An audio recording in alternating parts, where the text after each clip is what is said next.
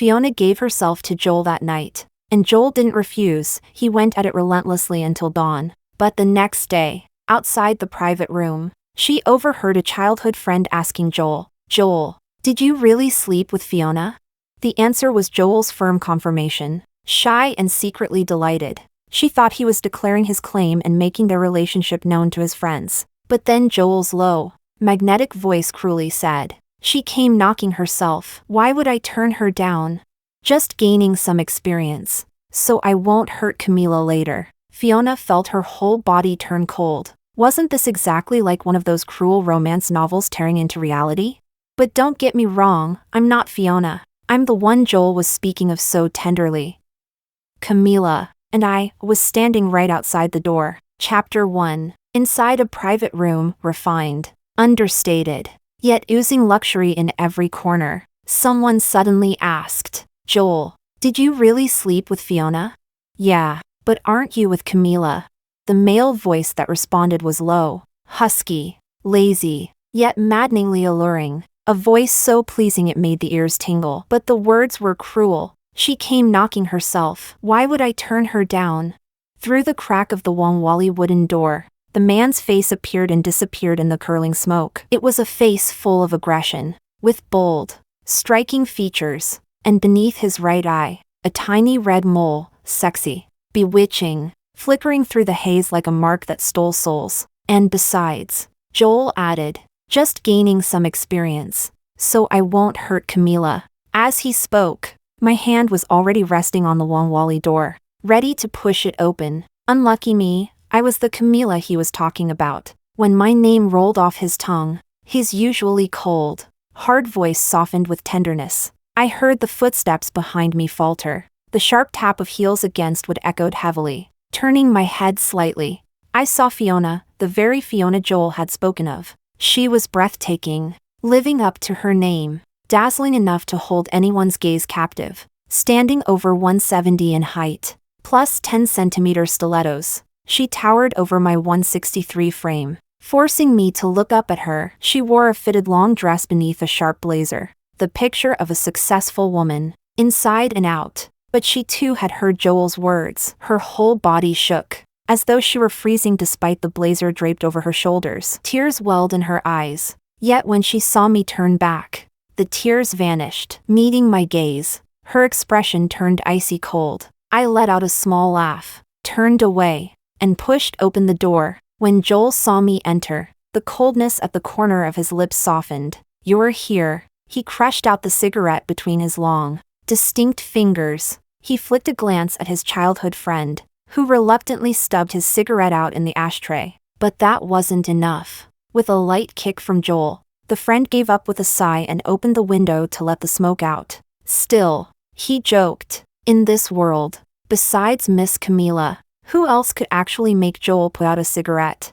Because you don't like the smell of smoke. So whenever you're around, even we, his childhood friends, can't smoke." I sat down beside Joel, heat rising to my cheeks, giving him a playful glare. "Look at you, ruining my image in front of your friends." Joel rubbed my head, indulgent yet helpless. All right, my fault. But in front of them, your image is simple, you're their sister-in-law." His lips curved. "But in my heart, that image is something else." I blinked at him, waiting for what came next. The prettiest, cutest, kindest, most graceful little fairy in Joel's world. On his striking face, even sweet talk sounded irresistible. Another friend whistled. "Listen to that. Who would believe it? This is the same ruthless CEO coup from the business world?" Blushing, I buried myself against Joel Ku's chest. But Gabriel, the friend who had grown up closest with Joel and Fiona, shifted the subject. He pulled Fiona, pale-lipped after hearing Joel's sweet words to me, to sit beside him, with an impatient expression. He said, enough. What's the point of all this show? Most annoying thing ever. Everyone's here, let's just eat. We're starving." He gave Fiona a reassuring pat on the back. Chapter 2. The private dishes were served, each one accompanied by a dedicated explanation, all about how rare and precious the ingredients were. But except for me, everyone at the table had seen better things countless times. The introductions didn't last long before the servers were called away. Joel and his childhood friends started chatting about stocks, discussing the current investment climate. The same hands that usually signed contracts worth tens of millions, even billions, were now wasted peeling shrimp for me. Across from me, Fiona's eyes lingered on Joel's long, elegant fingers. Her gaze dimmed. When our eyes met, I gave her a proud, provocative smile, and when Joel was about to place the peeled shrimp into my bowl, I pouted and demanded that he feed me by hand. Of course, he indulged me without hesitation. I ate with satisfaction, enjoying every bite he offered me, but all the while, I could feel a pair of eyes boring into me, like they wanted to pierce through my entire being. Just as I was secretly trying to pour myself a glass of wine, this man, who had been casually chatting with his friends, as if his eyes were on me the entire time, noticed my intention instantly. He caught my sneaky little hand, and instead poured me a glass of mango juice. No drinking, the alcohol content is too strong, you'll just end up feeling sick. Hearing that, I could only purse my lips and give up. So when I saw Fiona moo across from me down a glass in one go, I teased him playfully. Look at you, all you care about is stopping me from drinking. But you didn't notice Miss Moo is a woman too. Shouldn't you tell her not to drink either? Where's your gentlemanly manners? Then, turning with a sweet smile, I kindly advised, Miss Moo, let's drink juice instead. Strong liquor is too much for us ladies, it only makes us suffer later. But Fiona shot me a cold look, her voice frosty. Mind your own business. I softened my tone, sounding hurt, my eyes instantly misting with tears. I was only worried about you. Miss Moo, sorry.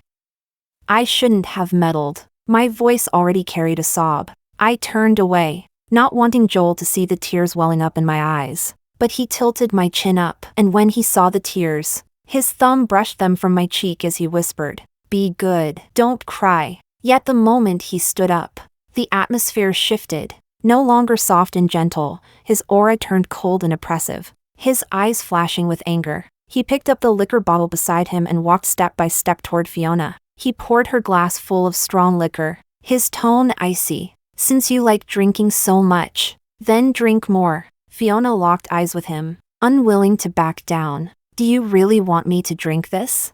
Joel spat out one word, colder than ice. "Drink." Gabriel, standing nearby, quickly tried to stop him, his voice both worried and reproachful. "Joel, did you forget? Back then she drank so much for business dinners that she ended up with a stomach perforation. Her stomach still hasn't recovered."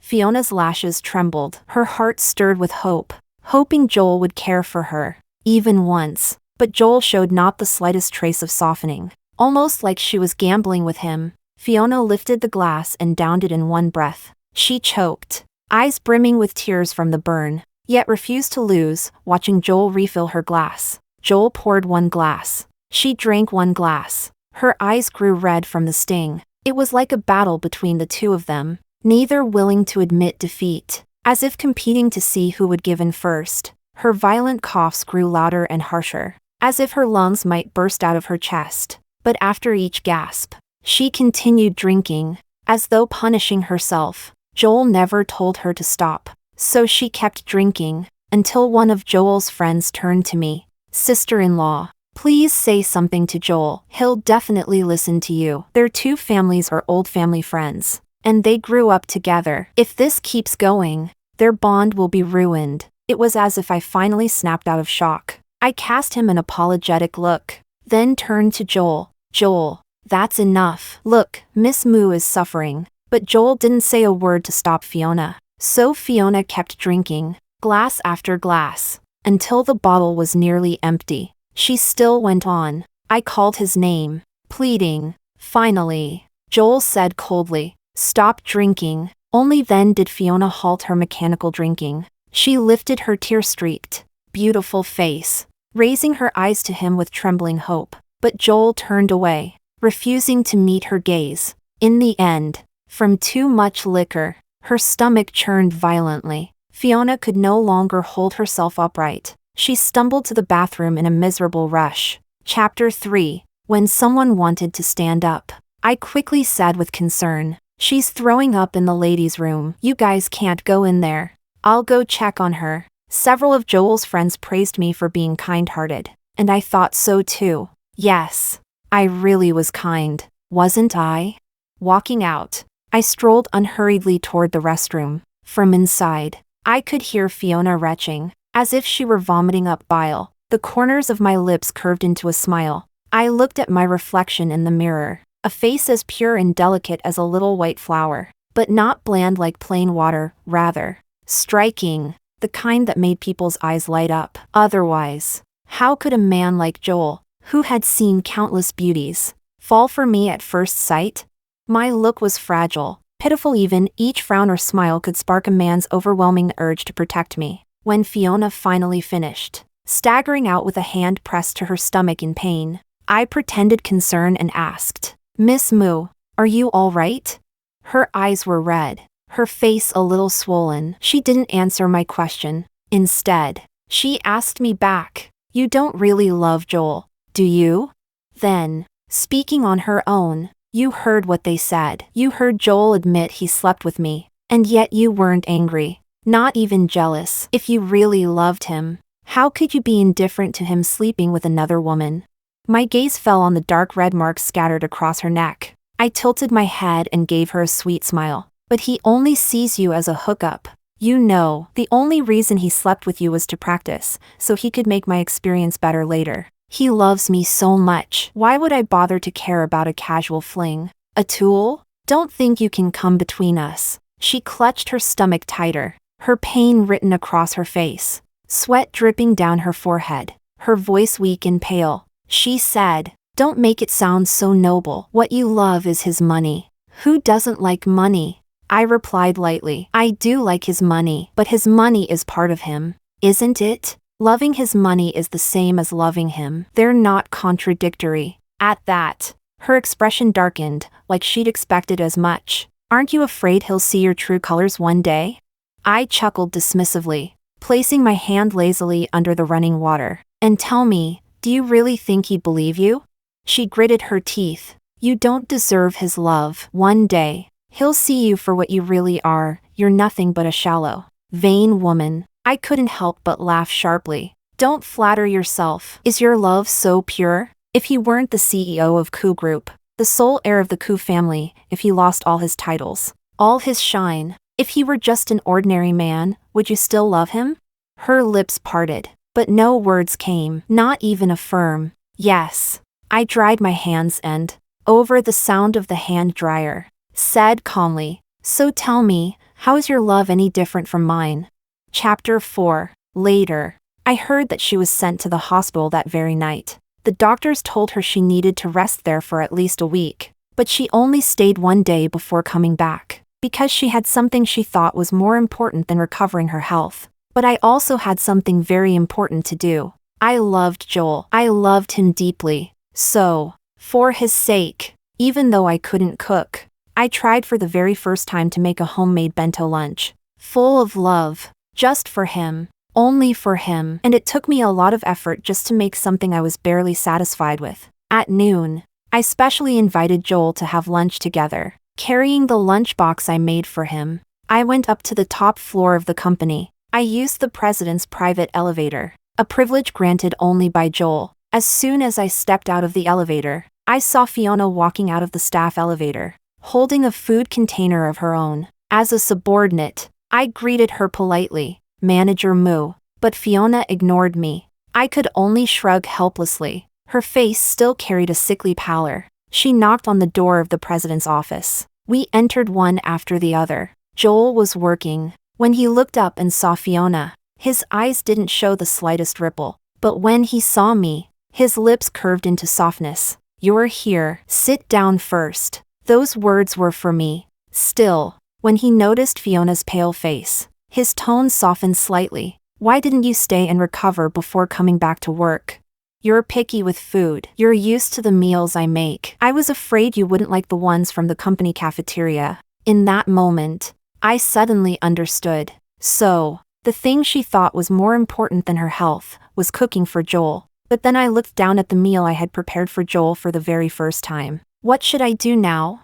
Before I could even start worrying, Joel made the choice himself. "All right, Leave it here and go have your own lunch. A bitter smile appeared on her face. Just remember to eat. Her body still hadn't recovered. From time to time she clutched her stomach, pain flashing across her expression. How pitiful. Rushing out of the hospital, dragging her sick body, just to cook one meal. Chapter 5. After Fiona Moo left, I spoke with a playful tone. You're not used to the food from the company cafeteria. Every day Manager Moo brings you a homemade lunch. Manager Moo really cares about you. Huh?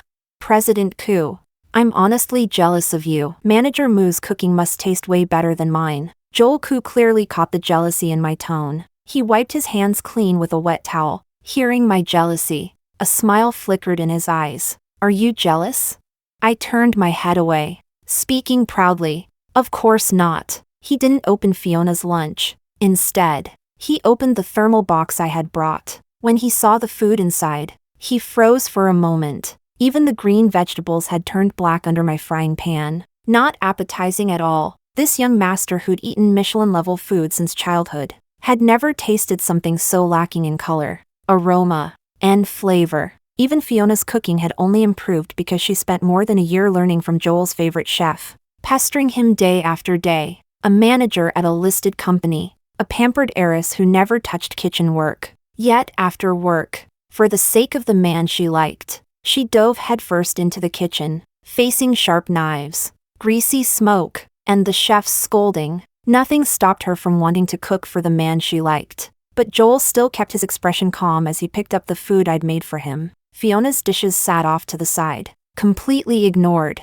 Instead, he said to me, for a first time cooking, you did great. Propping my chin in my hands, I looked at him with expectation. Then taste it. He picked up a piece of sour-tasting spare rib. The instant it entered his mouth, a stiffness flickered across his face, but he swallowed without changing expression. Then he took a sip of water and said, tastes great. I pointed at the steamed fish I'd made. Try this one. He picked up a piece of fish. The next second, I saw him quickly swallow it down. His eyes squeezed shut for a moment. Another big gulp of water. He commented, delicious. I clapped my hands happily. This is my first time cooking. I didn't even taste it myself. I wanted you to be the first to try my cooking. I reached for my chopsticks, eager. Let me try it too. But he stopped me. Didn't you say this was made for me? Then it's all mine. I hesitated. Then what will I eat?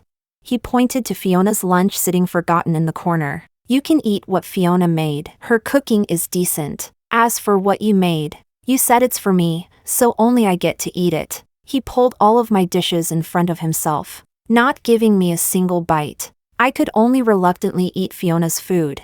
And to be fair, it tasted quite good. When we finished our meal, Joel had emptied every plate of my food. I was a little surprised. You finished it all? Because it was made by my girlfriend. I like it very much. Joel's eyes were full of tenderness. I was thrilled. His praise gave me a burst of motivation. So I decided. Then from now on, I'll bring you my homemade love lunch to work every day. He opened his mouth, wanting to say something, but I threw myself into his arms. Cooking for the one I love makes me so happy. Don't you dare say anything about me working too hard. For you. Cooking doesn't feel tiring at all. It makes me feel blessed. Joel could only swallow back the words he'd been about to say. But suddenly, I realized something. Since when did Joel have the habit of drinking water with every bite of food?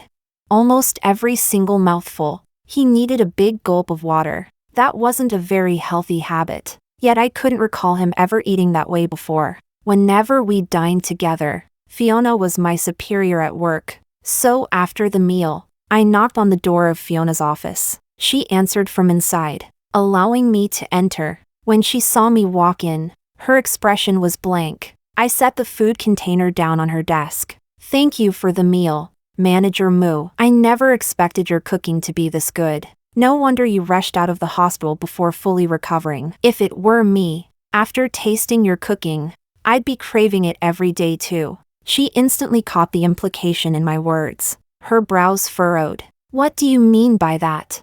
I mean, Manager Moo was just that desperate to win President Koo's favor. Wasn't she? Dragging your sick body to cook. Just to make him touched. To make him pity you? Ha. My face carried open mockery. She replied, "You're overthinking. I only cared about his health." I sneered lightly. "Maybe you should worry about your own health first. And besides, compared to your cooking, he clearly prefers mine." "You didn't even notice, did you? Your lunchbox sat untouched to the side. He didn't even glance at it. But mine? He finished every bite. Out of pity. I helped you eat some of yours." The smugness on my face was written all over. Fiona's hands clenched into fists, her face full of anger and humiliation. But I ignored it completely, strutting out in my high heels. The rhythm of my heels against the floor sounded almost joyful. Even though I had warned her not to keep cooking for Joel, she still brought him meals every day, delivered straight to the president's office.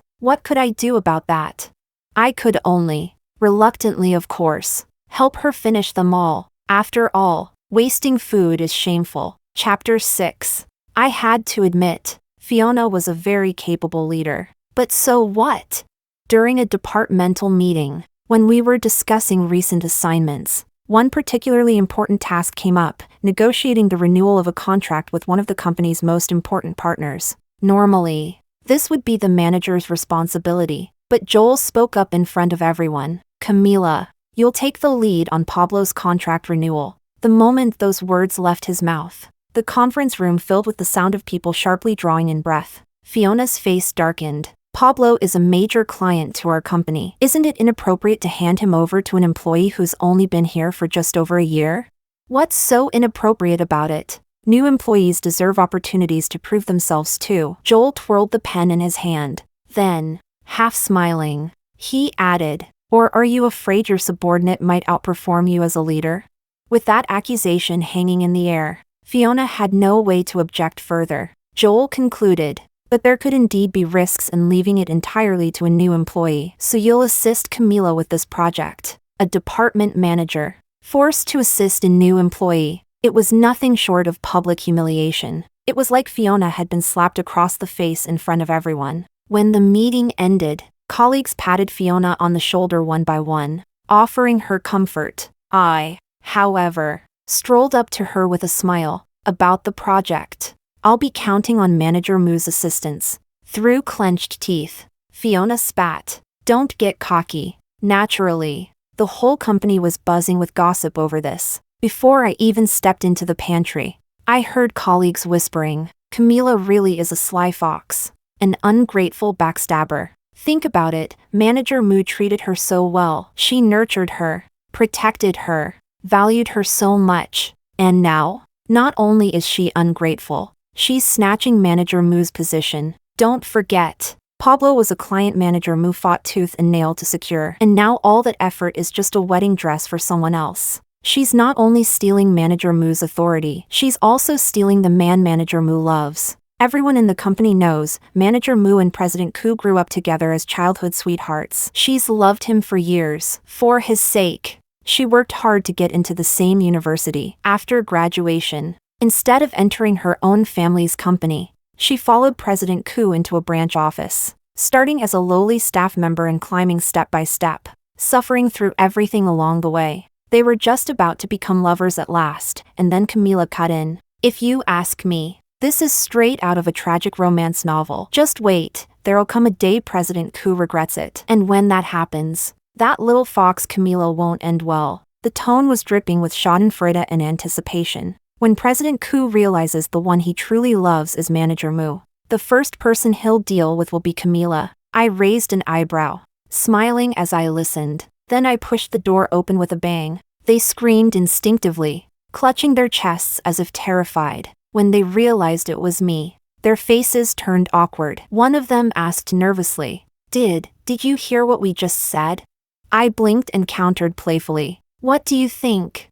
They fell silent, their faces stiff with embarrassment and fear, holding their steaming cups of coffee. They rushed to leave, but, distracted, one of them slammed straight into the door. The scalding coffee splashed over both of them, spilling down their waists. They howled in pain, utterly pathetic. Chapter 7. Soon, it was time to follow up on the contract renewal. Of course, there wasn't really much for me to prepare. After setting a time with the project leader on the other side, I called Fiona along. Manager Moo, I'm really sorry. I know you're busy as a manager, but President Koo asked you to assist me, so I'll have to trouble you to come with me this time. Fiona had no room to refuse. Then I tossed the documents at her. I have more important things to think about, like how to secure this contract. So carrying the paperwork. That'll have to trouble you. Manager Moo. Her eyes darkened as she looked at me, but in the end, she still picked up the thick stack of files. I walked ahead with only my purse, hands free, while Fiona followed behind, weighed down by the stack of documents. From the outside, it looked very much like I was the boss and she was the subordinate. When colleagues passed by, they lowered their eyes, saying nothing. Fiona, on the other hand, could hardly lift her head, but I walked tall, chin high. When the client's representative arrived, he glanced at me, then at Fiona trailing behind me, and assumed I must be the more professional one. So when he brought up the matter of price increases, he was extra cautious. Camila, as you know, the economy is tough right now, but costs keep rising. Without raising our prices, we can't make any profit. I slapped the table hard, startling him. Raising prices? That's really something. Do you even know who we are? We're the Koo Group. Do you know how many companies are fighting tooth and nail to partner with us? And you dare talk about raising prices? That's just disgraceful. The representative's face immediately darkened. Fiona, beside me, opened her mouth to say something, but in the end, stayed silent. I pressed on. Koo Group working with your company is us doing you a favor. Don't mistake our goodwill. Let me be clear, forget about raising prices. If you don't cut 20% off your current rate, we won't even consider renewing. The rep's face flushed red, then turned pale, then black with anger. Probably had never met someone like me before. The veins on his forehead bulged. If Koo Group intends to negotiate with us in this manner, then I have nothing further to say. Please leave. What's that supposed to mean? Are you kicking us out? Do you even know who we are? If you cross Koo Group, we'll blacklist you from the entire industry. Do you believe me? Arrogant. I jabbed my finger right at his nose. He could no longer endure it. Finally, he called security. Infuriated, I kicked the coffee table hard with a loud bang, startling everyone in the room. Do you know who President Koo is? If you dare throw us out, you're directly opposing him. You'd better be ready for your company to go bankrupt. We'll see if he really has that kind of power. In the end, Fiona and I were thrown out by security like stray dogs. From the office lobby to the front doors of Pablo's company, I cursed and shouted all the way, attracting plenty of attention. Who are they? Heard they're from Koo Group. So arrogant. Even if Koo Group is powerful, they should at least show some humility. Do they think Koo Group makes them untouchable? Better stay away. Any company that dares work with Koo Group again must have a death wish, acting like a bunch of bullies. Chapter 8. Without a doubt, the contract renewal had fallen through. And worse, it stirred up criticism throughout the industry. Fiona and I were summoned to the president's office. The moment we entered, a cup came flying, smashing to the floor right in front of Fiona. The shards scattered, one sharp piece slicing across her ankle. You've really done it this time. That U was aimed perfectly. Shards pressed against skin. The cut split open, and beads of blood welled up, dripping one by one, leaving a streak of glaring red. Ah! Fiona hissed in pain. Thankfully, I had been standing farther away. I was untouched. The next second, I wiped my eyes. Heat rose, and tears slipped down for no reason at all. I felt so guilty, choking back sobs. My eyes reddened. I'm sorry, President Koo. It's all my fault. It has nothing to do with Manager Moo. I'm inexperienced. I only thought about getting the contract signed at the lowest price. I wanted everyone in the company to see that I'm capable too, that I'm worthy of you. But instead, I ruined everything. I caused such a big loss to the company. Woo-woo. The more I spoke, the more uncontrollable my sobbing became. If you want to fire me, or fine me, I'll accept it. Woo-woo.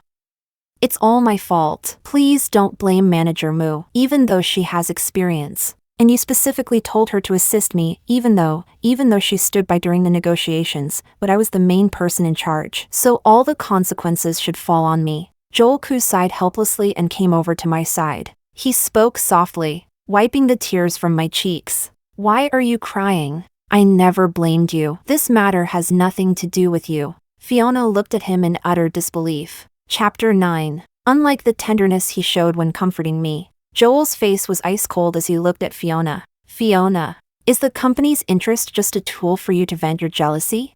Fiona's hands clenched into fists. What do you mean by that? Camila is just an inexperienced newcomer. In negotiations like these, what could she possibly understand? I asked you to assist her, not to set her up. Did you really just want to see her humiliated and failing?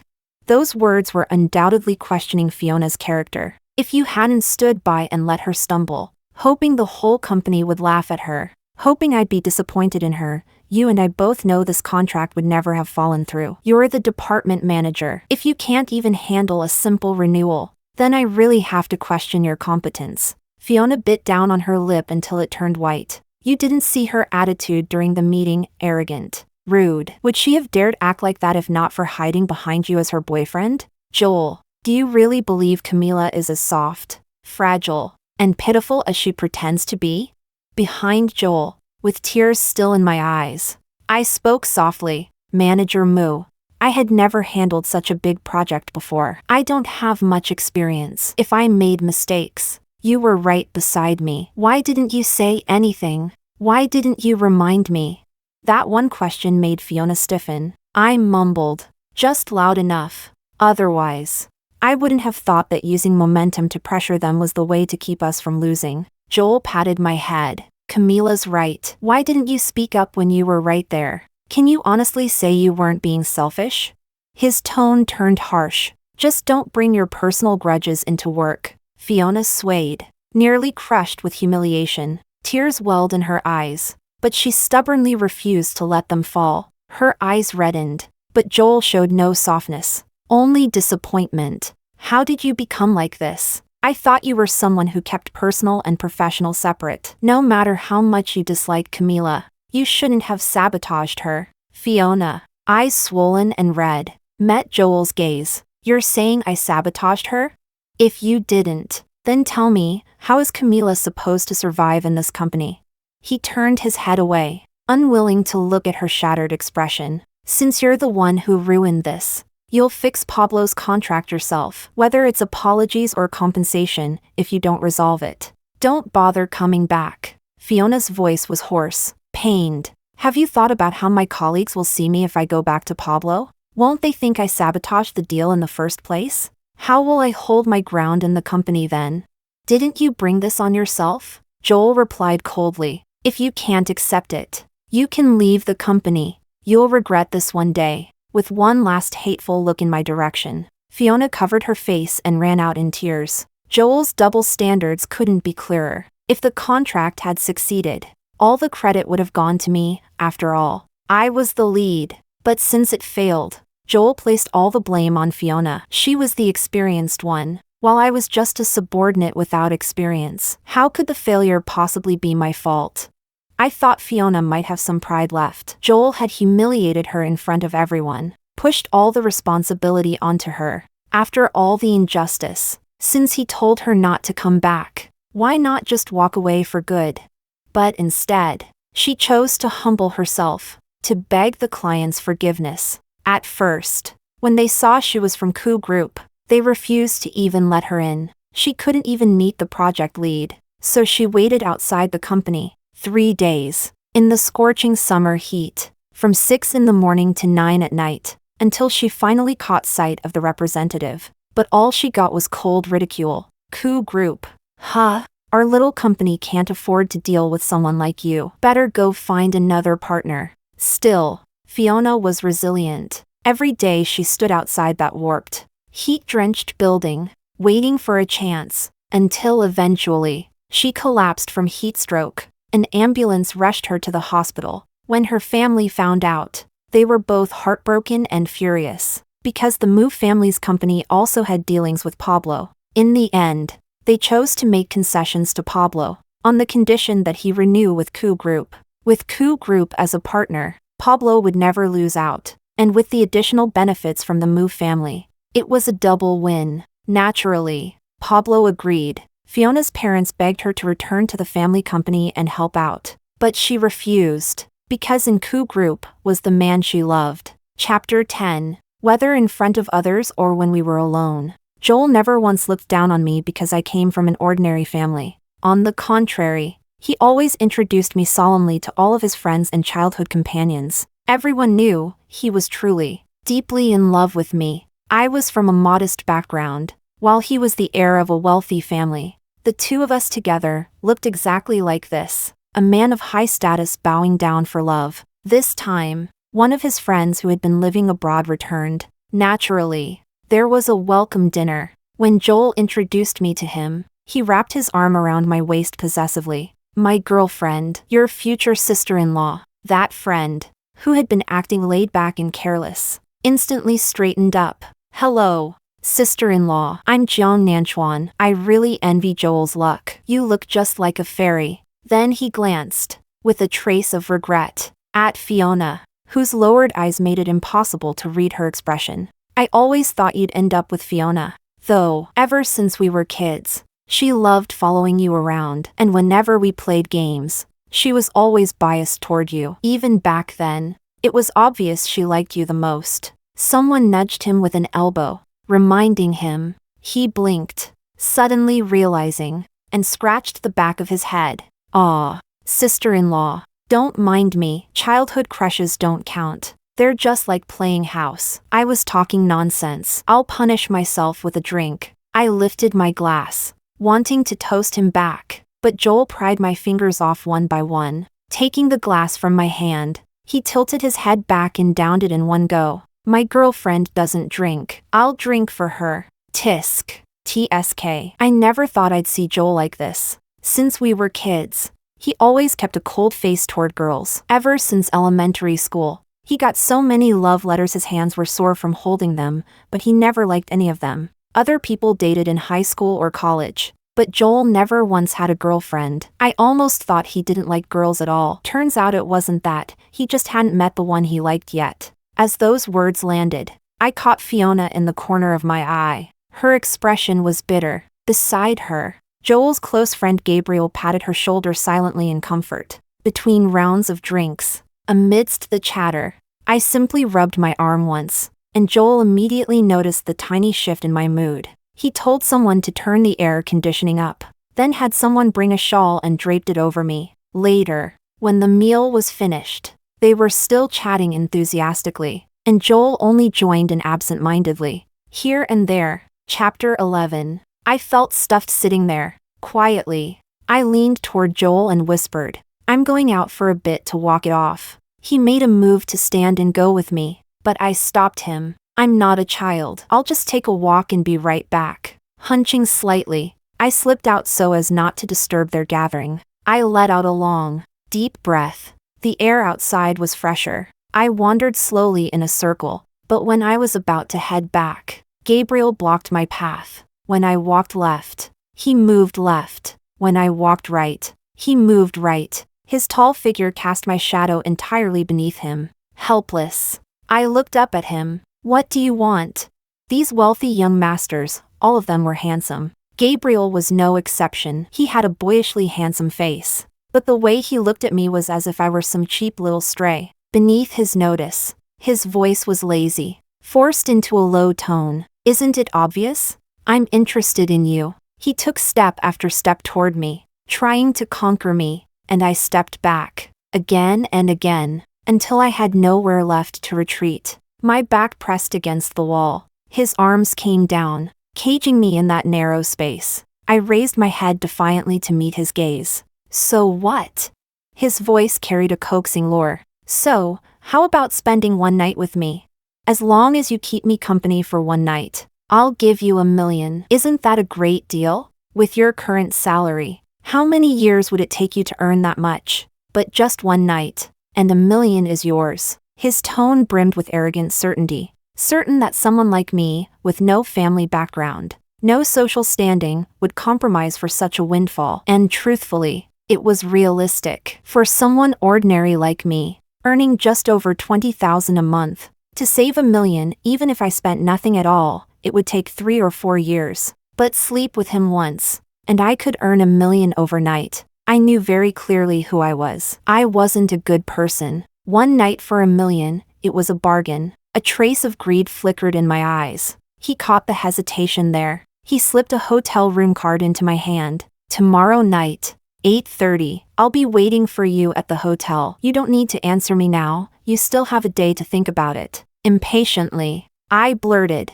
And the money? My voice cracked, trembling with excitement. He chuckled, pulled my phone straight out of my pocket. His large hand wrapped around mine, his fingertip rubbing against my palm. It was blatant seduction. He seemed very satisfied as the blush crept from my cheeks to the tips of my ears. Then he gave a soft laugh. He guided my finger, pressing it against the screen, adding my contact. A transfer notification popped up, 500,000 deposited. A satisfied smile spread across my face. Still, I hesitated, tossing down a line. I'll think about it. Then I walked away, though my steps were light, almost floating, with excitement. What I didn't know was, after I left, in a corner no one noticed, Fiona stepped out of the shadows. Her face showed both worry and hesitation. Yet beneath it was a flicker of joy. Tomorrow night, are you really going to, with her? But Gabriel ruffled her head affectionately. What are you thinking? If she loves money this much, as long as the price doubles, it doesn't matter who the man is. Even if it's some thug or beggar, she'd still go. Fiona still looked uncertain. Gabriel reassured her. People like her don't deserve pity. A woman like that, born ordinary. She only loves money. She never truly loves Joel. We're just helping him see her true colors. At last, Fiona's tightly knit brows began to relax. Chapter 12. On regular work days, my workload was usually heavy. But today, strangely enough, there was very little to do. I had so much free time I could just sit there in a daze. The moment 6 o'clock hit, I rushed out of the office, barely able to contain myself. I grabbed dinner outside. Then I carefully did my makeup, natural yet beautiful, and slipped into a white dress. In the mirror, my eyes shimmered like they held water, combined with my petite frame. I looked pitiful and fragile, something that stirred a powerful urge to protect.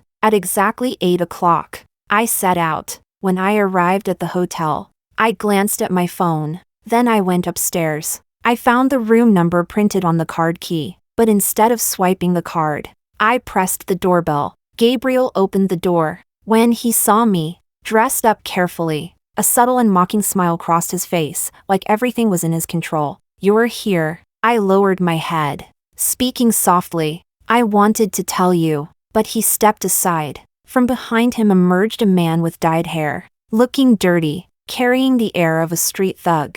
The thug looked me up and down, his eyes leering, sliding inch by inch over the skin exposed by my dress, like a slimy, disgusting eel. He wiped his mouth. All I gotta do is sleep with her once, and young Master Chin gives me 50,000? I jerked my head up in panic. Gabriel, what is this supposed to mean? It means I changed my mind. He said casually, how about this, 500,000? And you spend the night with this brother of mine. Who you sleep with doesn't matter, does it? Don't play the saint after being a whore. Besides, it's 500,000. You've probably never seen that much money in your life. Gabriel leaned against the doorframe, arms crossed, looking utterly at ease. I won't agree. I backed up quickly, steps wary, eyes darting around. I came here to make things clear. I'm not that kind of woman who does anything for money. I have my bottom line. I just felt sorry for Joel. He treats you as a brother. Yet you betray him like this. I spoke with righteous indignation. Gabriel still smiled, but there was a dangerous edge beneath it. Whether you agree or not isn't up to you anymore. He flicked a look at the thug. The thug cracked his knuckles and began to advance on me. I kept retreating. Stay away from me. I screamed again and again. Help! Somebody help me! But all I heard was my own echo in the empty space. Gabriel watched me like a cat watches a trapped mouse. I've rented out the entire hotel. Stop shouting. No one's coming to save you. Chapter 13. But in the next second, I revealed a sly smile and winked at him. Then, in the very next breath, I performed a teary, delicate cry, voice trembling and broken. Joel, trying to trick me? As if Joel could possibly be here. Just behave and sleep with the thug. But if you really want to see Joel, you'll get your chance tomorrow, when he catches you in bed with another man. Gabriel's voice was vicious. But, just as the thug was about to touch me, a tall, powerful figure appeared in front of me. His face was as cold as ice. He grabbed the thug's hand in a crushing grip. The thug let out a blood-curdling scream. Gabriel's mocking smile froze. His whole body stunned, shaking violently. I threw myself into Joel's arms. Tears streamed down my face. When I told you about this, it was because I trusted that he was your friend, that he wouldn't really do something like this. I thought he only wanted to test me for your sake. But I never expected he'd actually go this far. Woo-woo. I know. I come from an ordinary background, but why did he have to insult me with money? Even trying to have some thug force himself on me. I trembled in Joel's embrace, letting him feel my fear. I really can't imagine, if I hadn't told you, what would have happened to me tonight. The calm mask Gabriel had worn shattered completely. Don't listen to her lies. She's just a vain, greedy woman. She was tempted. She even took my money. Rage brewed in Joel's eyes, so intense it turned icy cold. The angrier he became, the calmer his tone was. Which 500,000 are you talking about? Only then did Gabriel realize, maybe from beginning to end, he had been outplayed. The thug was kicked flying with a single strike. Joel advanced toward Gabriel step by step. Gabriel swallowed hard. Joel, we've been friends for so many years. But the next second, a fist landed squarely on his face. And you dare talk about friendship? Joel looked like a grim reaper risen straight from hell. Pain exploded, teeth loosening under the brutal force. Joel's blows were merciless. Though Gabriel was tall, he was utterly useless in a fight. Joel pinned him down and beat him savagely, punch after punch, each one landing solidly. Gabriel had no power to resist. His face swelled grotesquely. No trace left of his usual handsome charm, only ugliness. Every strike Joel threw carried his full strength. The veins bulged on the back of his hand, a clear sign of his seething fury. Soon, bright blood welled at the corner of Gabriel's mouth. He spat out a tooth, dripping red. The entire hallway echoed with his pig-like wails. His screams were pitiful. Please, please, stop.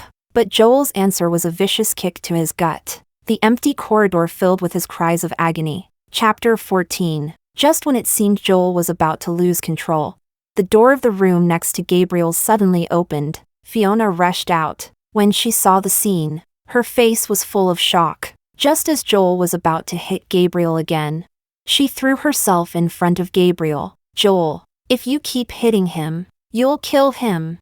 Joel's fist brushed past Fiona's cheek. The bloodlust in his eyes had not faded. His voice was hoarse. Move. Fiona shook her head frantically. I won't. Open your eyes. He's the childhood friend who grew up with you. Are you really going to kill your own brother-like friend for the sake of a woman you've only known for just over a year?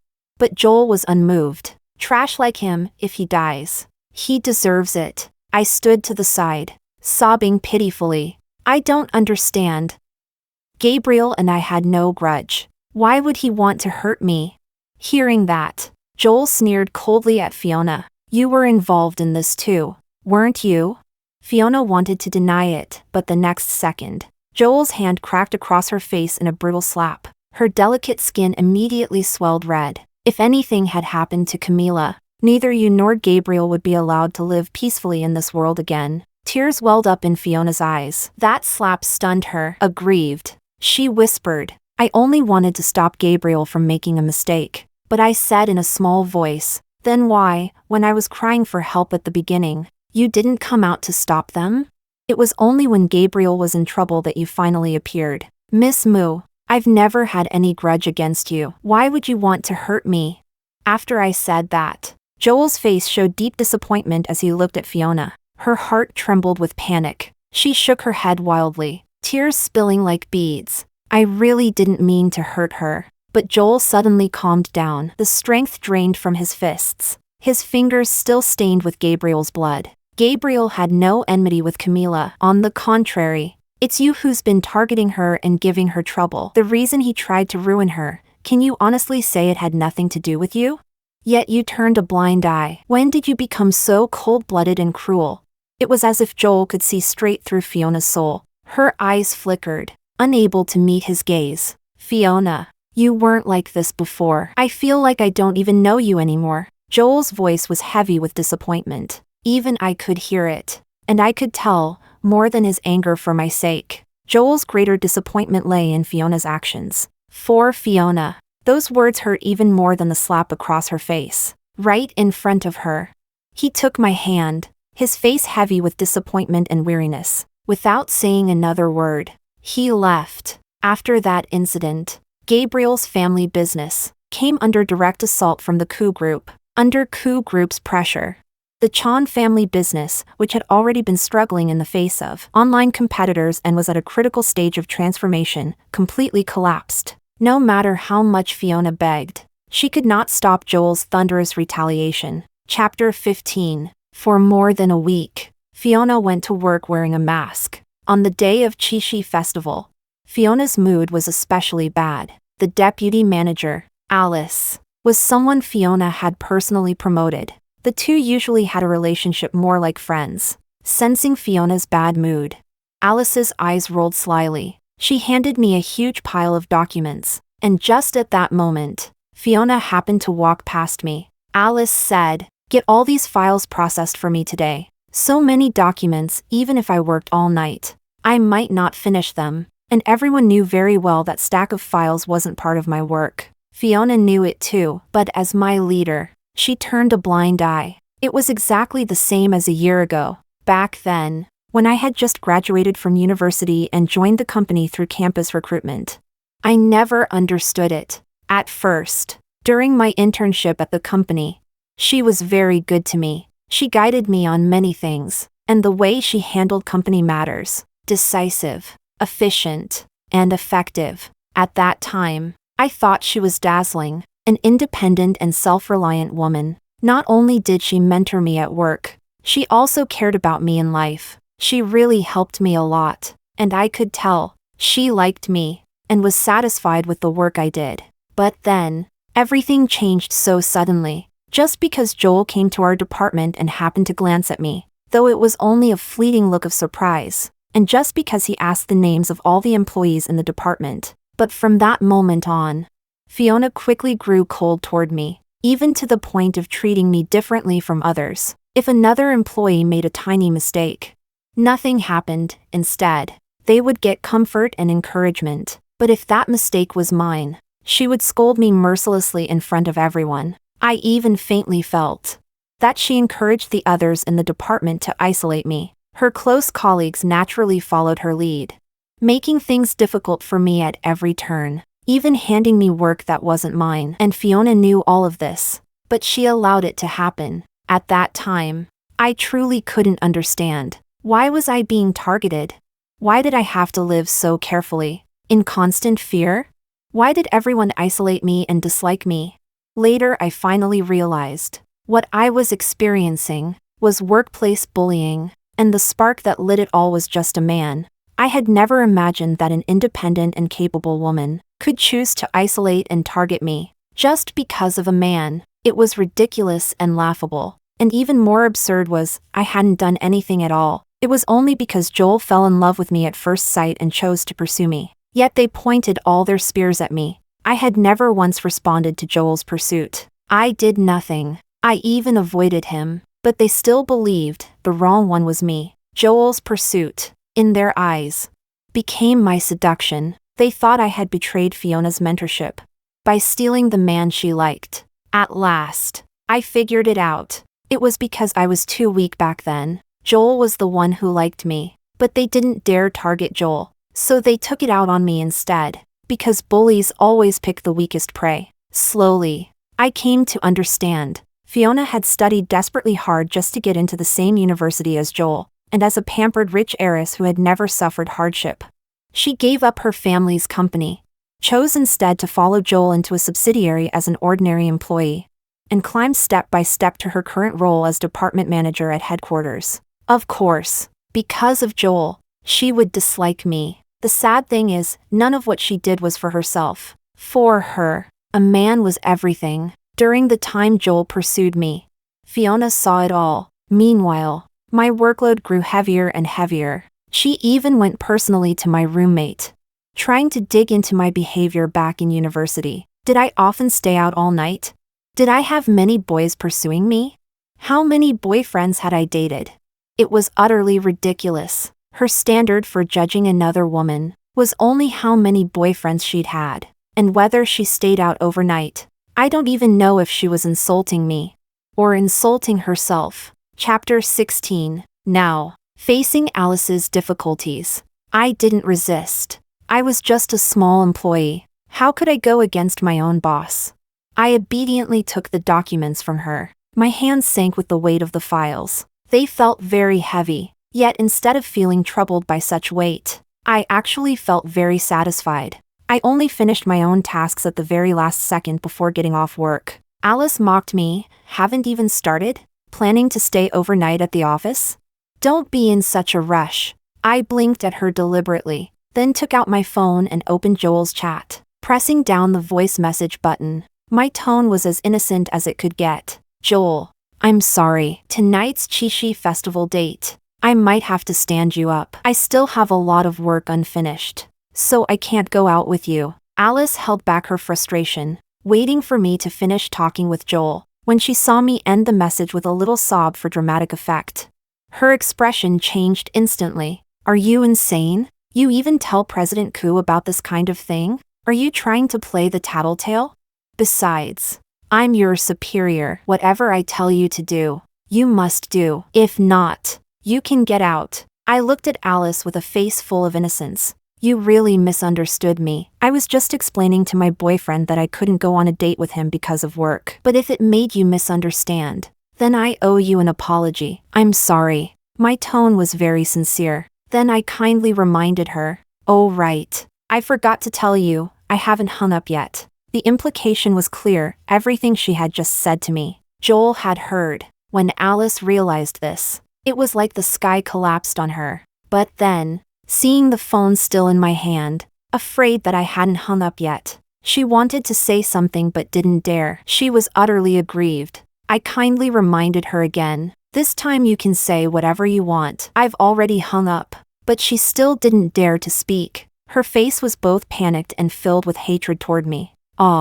There was nothing I could do either. After all, Joel was a gentleman. He always waited for me to hang up first. Chapter 17. In the end, Alice stomped her foot in frustration and rushed into Fiona's office. I didn't know what the two of them were discussing. I simply kept my eyes on the time displayed on my phone. Within just a few minutes, they came out together. It was Fiona who spoke. Leave the work for tomorrow. For now. Go and have your date with President Ku. The words, coming from her mouth, were like blades. Every syllable sounded as if her tongue was scraping against a razor's edge. But I didn't agree. I still sat in my seat. Forget it. Work is more important. I sniffled. Pretending to be strong, I know how to distinguish between public duty and private matters. Just then, footsteps came from behind me. I pretended not to hear. Besides, these files must be very important. Otherwise, the manager wouldn't have told me to finish them before tomorrow morning. Isn't that right?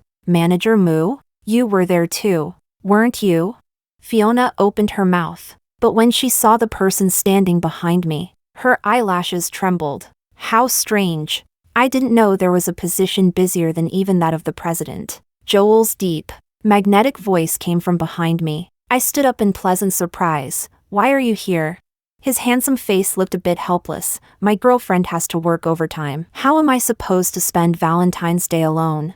He placed his hand on my shoulder, gently pressing me back into my seat, with one hand resting on the desk. His tall figure loomed over me. Come on, let me see what kind of work it is. I'll help you finish it. I stuck out my tongue playfully. There are quite a lot of documents. If it were only a few, I could finish them and then still go on the date with you. Joel lazily flipped through the files one by one. The more he read, the colder his aura became. Alice shrank behind Fiona, but Joel said nothing. Instead, he pulled up a chair and sat down beside me. I'll work with you. With a snap, one of Fiona's beautifully polished nails broke. She spoke with difficulty. These documents can be handled tomorrow too. Joel tapped his finger casually on the table. Yet to some people, the sound might as well have been pounding directly on their hearts. Without turning his head, he rejected her. No need. Weren't you the ones saying the documents were very important and had to be handled quickly?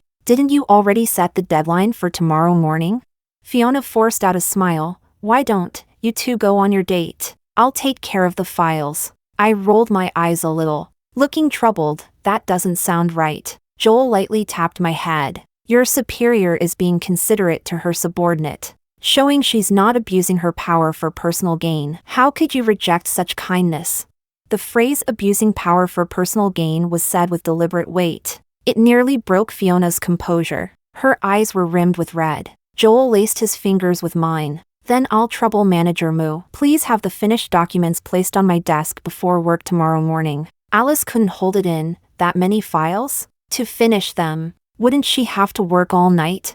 Her voice was loud. Joel heard it, but he pretended otherwise, smiling as he asked, "What did you just say?" "I didn't catch that," Alice faltered. Fiona tugged her lightly and said, "Nothing. I'll make sure the processed files are on your desk tomorrow morning." I sighed. I can finish my own work. President Koo, you can let Manager Moo help me once, but you can't let her help me a second or third time. How could that be? Your Manager Moo is such a kind person. If something like this happens again, she'll surely help you again. Besides, even if Manager Moo doesn't, you can always ask your boyfriend, right? Isn't that so, Manager Moo?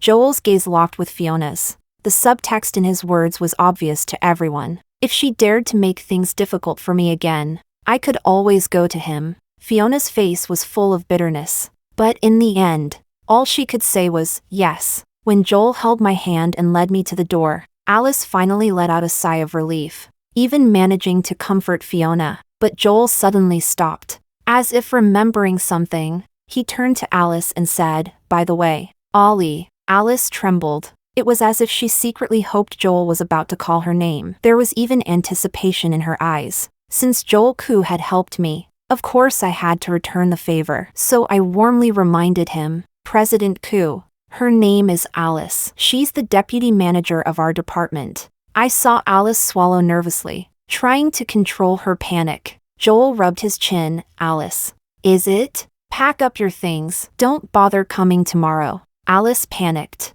her emotions surging. "Why?" Joel let out a soft laugh. "No reason. I'm your superior. Whatever I tell you to do, you must do. Isn't that so?" These were the exact words Alice had arrogantly thrown at me earlier. Now Joel returned them to her. Her face gradually turned ashen. Fiona opened her mouth, wanting to plead for her, but Joel's face turned cold. "If you can't bear to part with her, you can leave with her. I won't stop you." In the end, Fiona remained silent, saying nothing at all. Chapter 18. For Valentine's Day, we went to a fancy Western restaurant for dinner. Like pulling a trick from his sleeve, Joel presented me with an enormous bouquet of fiery red roses. He also gave me an expensive Valentine's gift. Finally, he even booked out an entire movie theater just for us, and accompanied me to watch a newly released Valentine's romance film. As expected, it turned out to be a lousy movie, but the entire arrangement filled the evening with emotional value. We were just like many other young couples, walking hand in hand, strolling down the lively streets. There was a tranquil kind of sweetness in the air. At 11 o'clock, he drove me home. The car stopped downstairs at my apartment building. He was the first to unfasten his seatbelt. When I tried to undo mine, he suddenly leaned toward me. His handsome face was right in front of mine. His beautiful eyes locked onto mine. Inside them was joy and affection. An ambiguous, tender atmosphere suddenly enveloped us. As his lips slowly drew closer to mine, I blinked nervously. Then, in the next second, I quickly leaned forward and gave him a swift kiss on the cheek. Flushed with embarrassment, I pushed him away, unbuckling my seatbelt myself. As if utterly overwhelmed by shyness, I scrambled out of the car in a hurry, leaving behind Joel, covering his face in surprise. What he didn't know was, The moment I turned away after stepping out of the car, all the shyness and smiles instantly vanished from my face. I went upstairs with a cold expression, hurried back into my home, and clutched the toilet as I vomited. Afterward, I stood at the sink, scrubbing my lips again and again, until they turned swollen and red, almost rubbed raw. Only then did I stop. Later that night, while preparing Joel's lunchbox for the next day, as I cooked, I accidentally added a few extra spoonfuls of salt to each dish, or perhaps a few extra spoonfuls of sugar, because whenever I cooked, I always got distracted, especially when the scene of me kissing Joel replayed in my head. I figured, when Joel tasted it, he wouldn't blame me. The next day, when I showed up at work with slightly swollen lips, some people stole secret glances at them from time to time. I happened to meet Fiona's gaze. For once, she was caught off guard. With huge dark circles under her eyes, her hand lost strength. She spilled a cup of hot coffee on herself without even realizing it. It was only when a subordinate screamed out a reminder that she snapped back. She left silently to the bathroom to clean the stains. When she returned, her face wasn't just shadowed with dark circles. Her eyelids were swollen, her eyeballs veined with glaring red, as if she had been crying. And throughout the whole day, I felt a burning gaze from some corner, staring at my lips as though to see right through them. Some people might think my lips were swollen from kissing. If that were the case, then it truly was a beautiful misunderstanding. A misunderstanding that made one's heart feel light and bright. Chapter 19. The next day, she was completely different from yesterday's dejection. It was as if she was hiding a tremendous secret, one that only she knew. When passing by me, she whispered so softly that only she and I could hear, "Don't be so smug. Soon Joel will see your true colors." I calmly replied, "Oh, then I'll be waiting." I didn't know why, but all day I felt uneasy, as if something bad was about to happen, and my intuition had always been accurate. When I clocked out and stepped out of the company doors,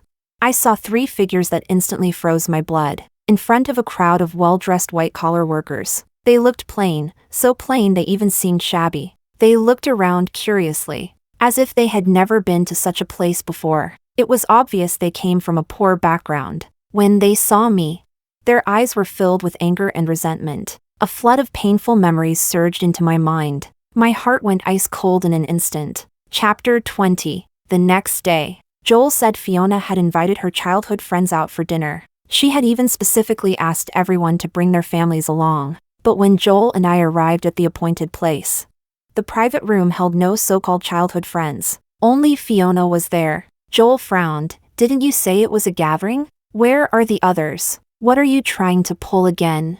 That word again was subtle, but it stung Fiona nonetheless. She steadied herself and said, "Don't be in such a hurry. Even if the others aren't coming, perhaps someone more important might show up, especially someone important to Miss Camila." I forced a calm smile. "Then I'd really like to know, who could be so important to me?" Fiona's eyes curved slightly upward at the corners. Their arrival may be a surprise for Miss Camila, or perhaps a fright. Joel grew impatient. "What game are you playing?" But then he turned and took my hand, his tone soft. "If it's someone you don't want to see, then we won't." I hadn't spoken yet, when Fiona immediately tried to provoke me. Could it be that Miss Camila has done something guilty? Something she doesn't want Joel to find out, and that's why she wants to run? Her words cut off my retreat. If I truly left, it would prove I was hiding something, planting suspicion in Joel's heart. So I could only say to Joel, "Maybe they're just old acquaintances. Meeting them is no big deal." Then I tugged Joel to sit down. Fiona gave me a meaningful look. We had barely sat down when the private room door was suddenly thrown open. When I saw those three familiar faces walk in, I reacted instinctively, springing up from my chair. The chair scraped harshly across the floor with a piercing screech. "What are you doing here?" My voice came out sharp, my expression nearly out of control. Fiona looked very pleased to see me like this. She tapped her finger on the table rhythmically. "Miss Camila, why do I get the feeling that seeing your own family doesn't make you happy, but instead makes you afraid? What exactly are you afraid of?"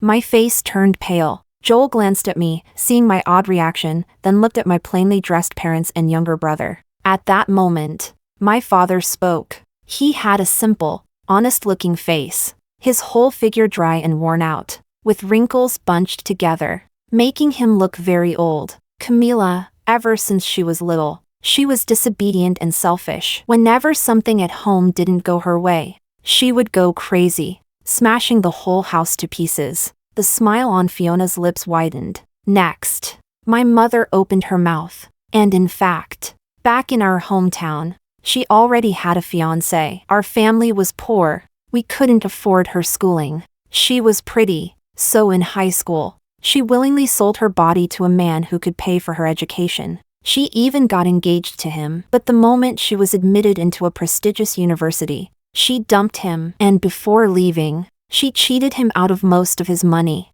They took turns seamlessly, each adding their part, almost as if it had been rehearsed. Fiona listened leisurely to my parents' accusations while observing Joel's expression. She saw him frowning, and she saw me, head lowered, occasionally trembling, clearly frightened. Fiona thought smugly, if only you thought of this day before. Soon it was my brother's turn to expose my supposed sins. My parents are farmers. They work hard for every penny. But my sister said university was expensive. The city cost too much, and demanded 50,000 yuan from my parents for just half a semester. Our family only earns 30,000 a year from farming. How could we possibly give her so much?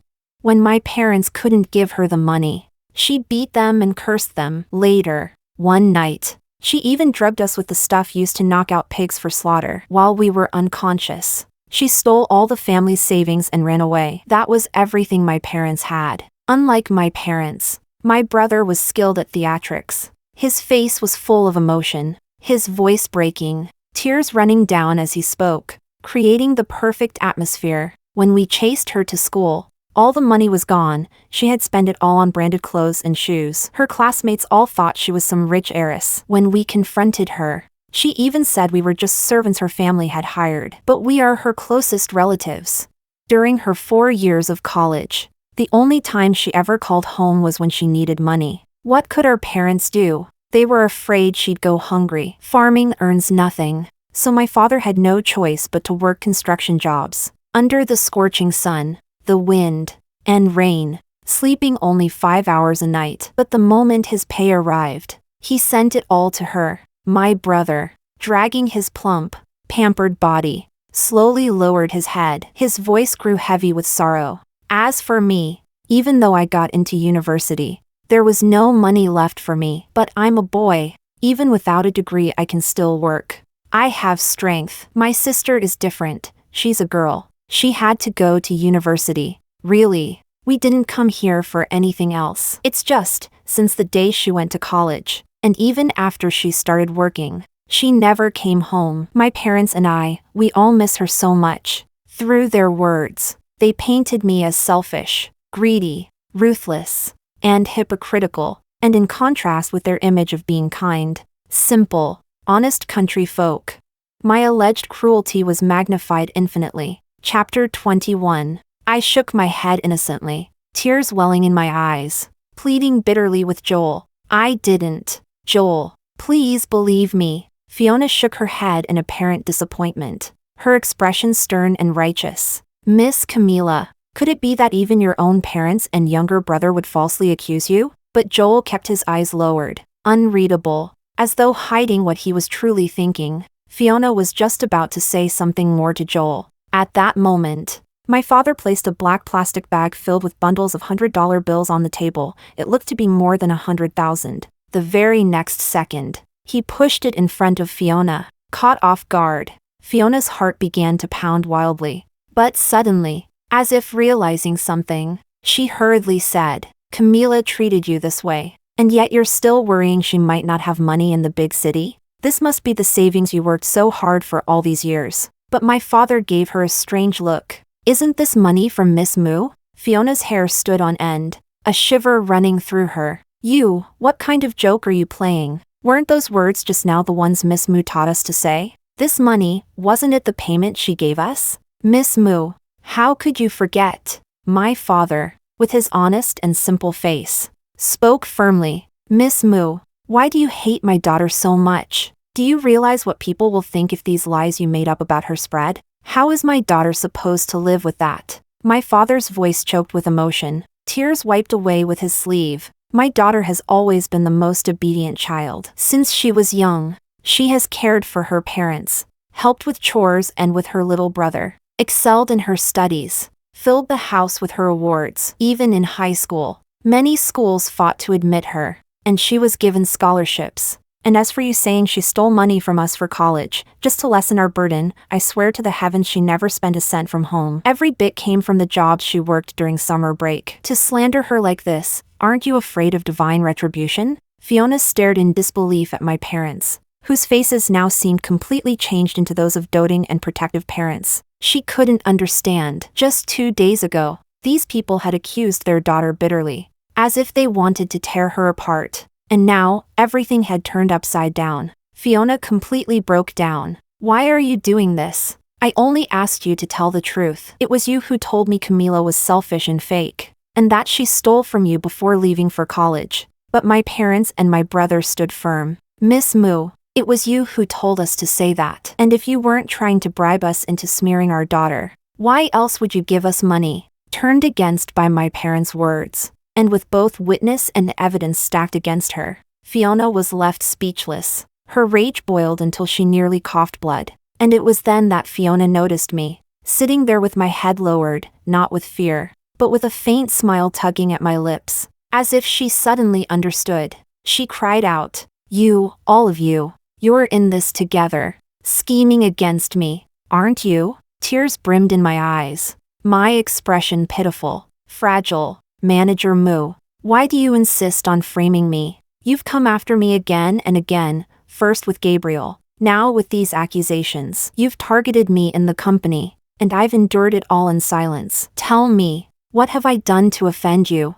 I'll apologize. All right? I beg you, please, just leave me alone. I lowered myself as much as possible, bowing in humility, apologizing as though I were the one at fault. And yet, I deliberately chose an angle where she could see the triumph glinting on my face. Fiona's eyes flushed red with fury, her voice breaking as she pointed at me. Joel, look, she's acting again. But when Joel turned to me, all he saw was my face in profile, full of grievance and sorrow. When Fiona lunged toward me, Joel shoved her violently to the ground. Haven't you caused enough trouble? Agonizing pain spread through Fiona's body, but none of it hurt as much as the wound inside her heart. Joel pulled me up instead, and when I lifted my head, all he could see was my utterly broken, devastated face. Fiona's voice came out with a trace of despair. Joel, in your heart, have I already become nothing but an unreasonable woman? Joel's lips were icy as he spoke.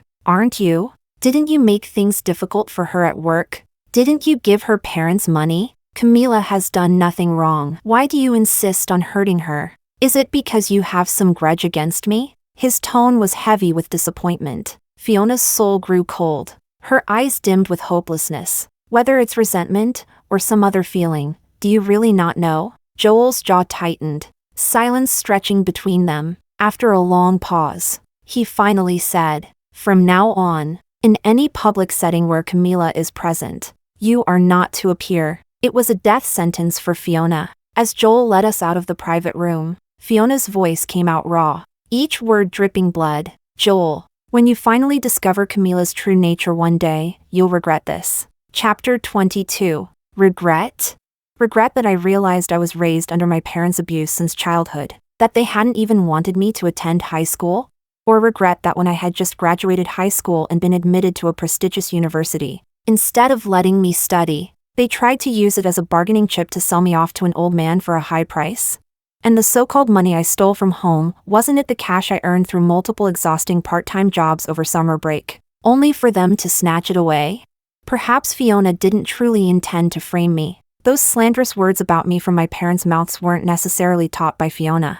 They were things they themselves told her. The problem was, Fiona never cared about investigating the truth. She only wanted to hear what confirmed her own prejudice. So, naturally, she believed I was the selfish and deceitful girl my parents described. She chose to take testimony from those who hated me. It's like if someone accused me of theft and then brought my mortal enemy as a witness. Of course that enemy wouldn't speak in my favor. They would say, I saw her steal. She's always been wicked. Born rotten. Fiona only thought of herself as innocent, a messenger of justice. And truthfully, she almost succeeded.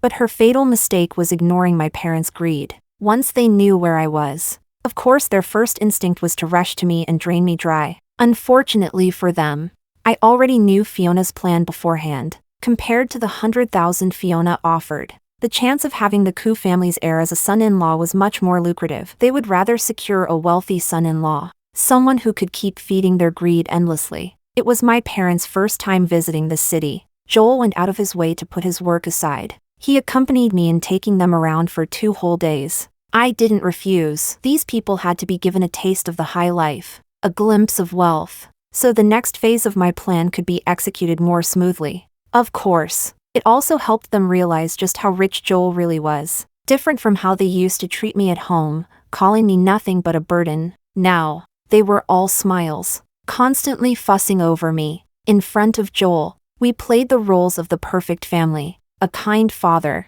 a filial daughter, a loving brother, harmony on full display. Chapter 23. Before sending them off, Joel bought them many expensive gifts, making their eyes crinkle with greedy delight. Just before their departure, I deliberately sent Joel away. My mother was about to say something, but I spoke first. "Do you have any money?" They froze, exchanging bewildered looks, as if silently saying, "Isn't that question supposed to come from us?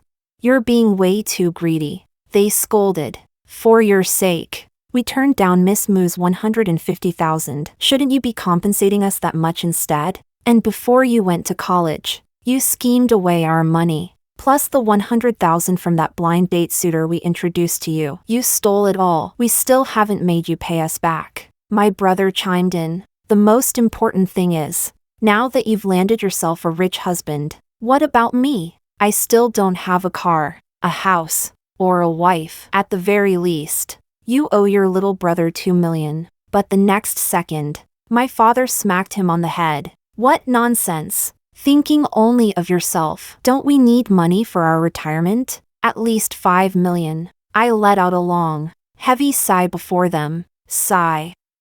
If I really had that kind of money, why would I even ask you for any? You know very well, those wealthy families are not something someone like me, from an ordinary background, can easily enter. Before I marry Joel, I need to prove I want him for who he is, not for his money." I secretly observed their expressions, taking in every flicker across their faces. That's why, ever since we started dating, I haven't spent a single penny of his money. All of it has been to create the image that I love him for who he is, not for his wealth. But you saw it too, that Miss Moo. She's a rich heiress, beautiful and elegant. Why did she give you money to expose me? Isn't it because she also likes Joel, and wants to marry him herself? I analyzed everything carefully, watching them nod in agreement. Slipping into deep thought, I allowed a secret smile to curl on my lips. Pressing forward, why would Joel choose a commoner girl like me over a wealthy, beautiful childhood sweetheart heiress?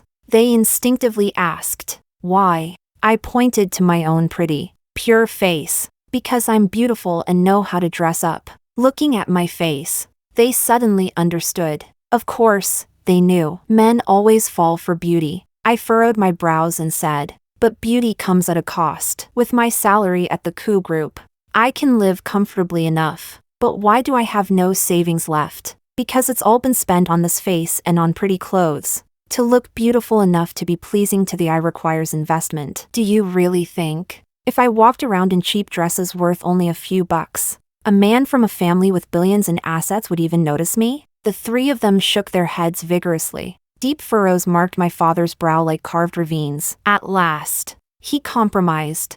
"Then, at least for now, we won't ask you for money." I shook my head. "You saw it yourself. Fiona is targeting me more and more. I have to spend every bit of energy just to keep Joel's eyes on me. My expenses are skyrocketing. I've maxed out all my credit cards. Otherwise, why else would I come to you for money? Look, can't you help me a little?" I said it as if it were nothing. "After all, you've already invested 150,000 in me. Even if you go crawling back to Fiona now, She won't give you a single cent anymore. Isn't it better to grit your teeth and invest just a bit more? I coaxed them sweetly. Think about it, this is the Koo family, with assets worth billions. If I marry into that family and give him a child, especially a son, then one day, all the Koo family fortune will belong to my child, which is the same as belonging to me at that point, whether it's 15,000 or 15 million. Giving it back to you won't be a problem. You would be the closest grandparents and uncle of the Koo family heir.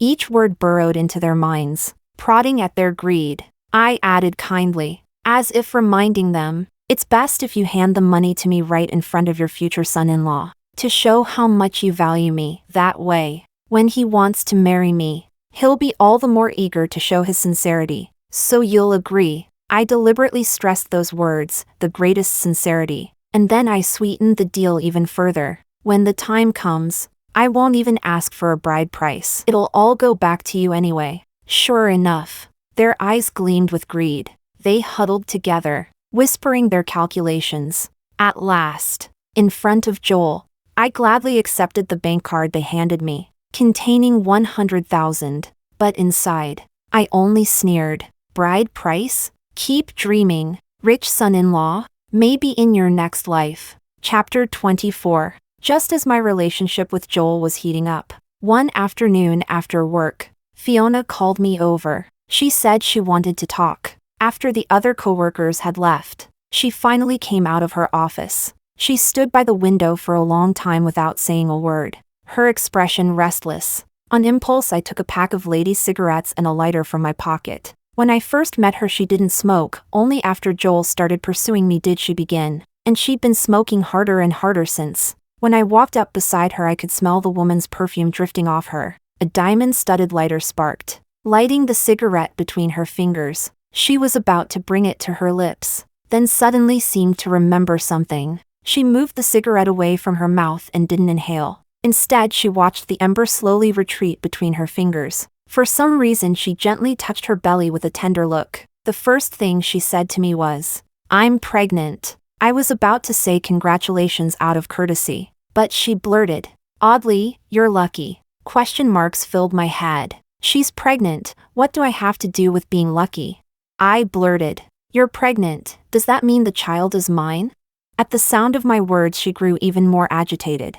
As if I'd hit a nerve, a soft breeze stirred the gauze curtain. Fiona flicked the ash from her cigarette and laughed at herself. "This child is Joel's," she said. The smell of smoke carried that familiar scent. For a moment, Fiona seemed relieved. "I told Joel about it and he wanted me to abort the baby." Her voice cracked a little as she said it. "It's his first child. But he said he didn't want it." "Well, he and you will have your own children someday. Why should he care about my child?" she added. "The doctor told me my constitution is special. If I lose this child, I may never have another." When she turned to look at me, the jealousy in her eyes was obvious. "I told Joel and he agreed to let me keep the baby. Do you know what he said?"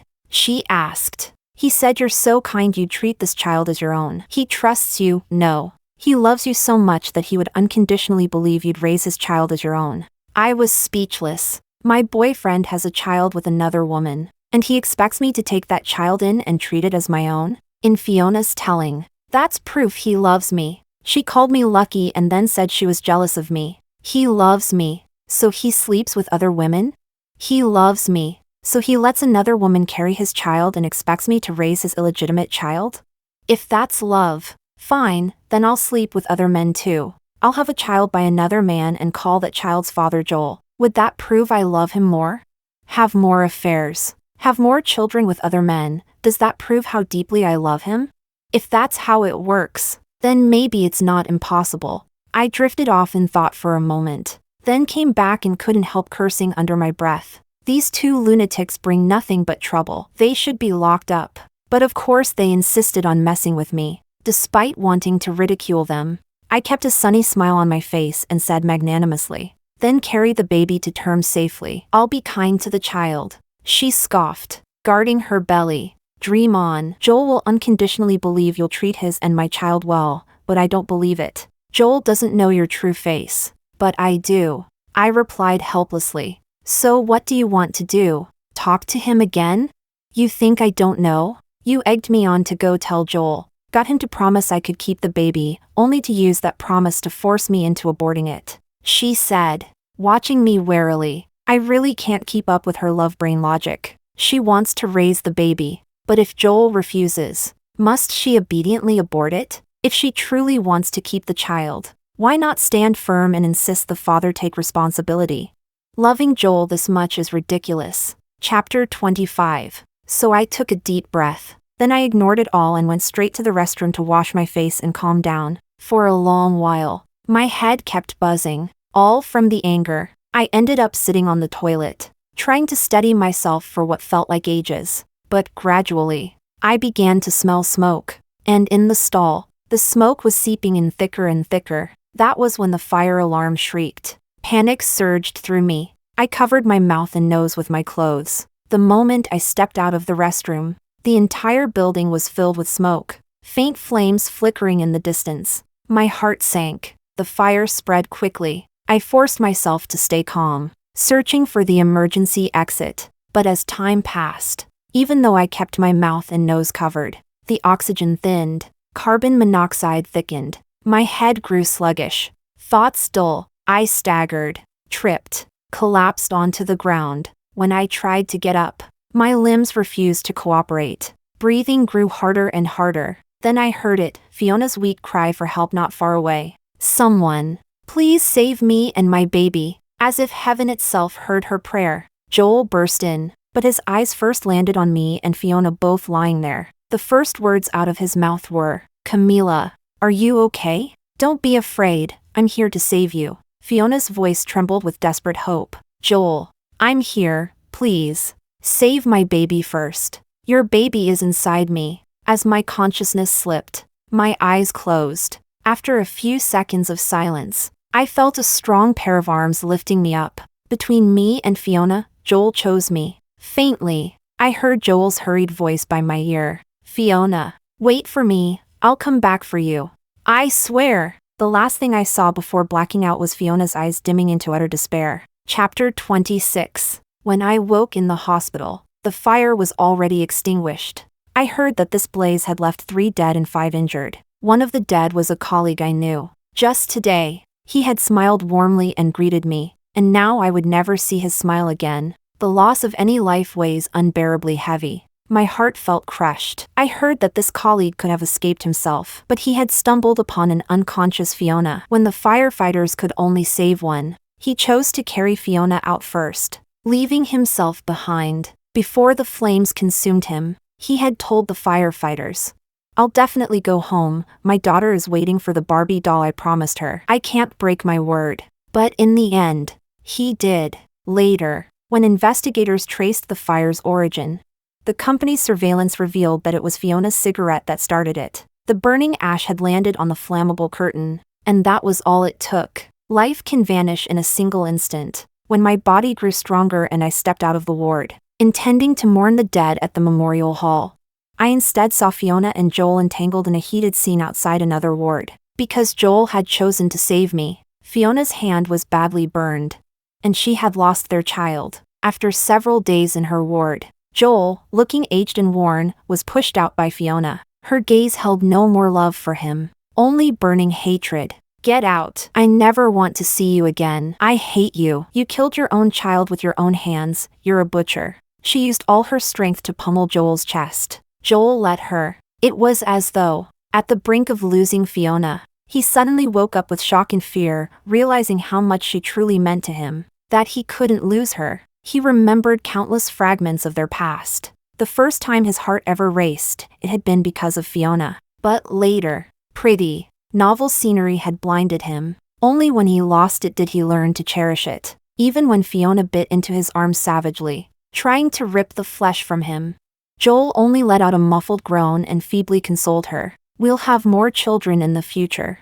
Fiona let go with disgust, spitting at him. "Get lost. Don't disgust me again." The one who refused to let go was Joel. Chapter 27. I went to the victim's memorial hall. With sincere reverence, I offered an incense stick for the deceased. I silently wished that in his next life he wouldn't be so kind, because it really wasn't worth it. His little daughter blinked her big eyes as she stared at her father's black and white photo. Kind people on TV learned that the father had promised his daughter one last wish, to buy her a beautiful Barbie doll. She received many beautiful Barbies, all different styles, but there wasn't a single smile on her face, because none of those were the one she had wanted most. Perhaps she will never love Barbie dolls again. For the bereaved family, there is no longer husband, wife, daughter, son, father, or mother. And what is the person who started it all doing?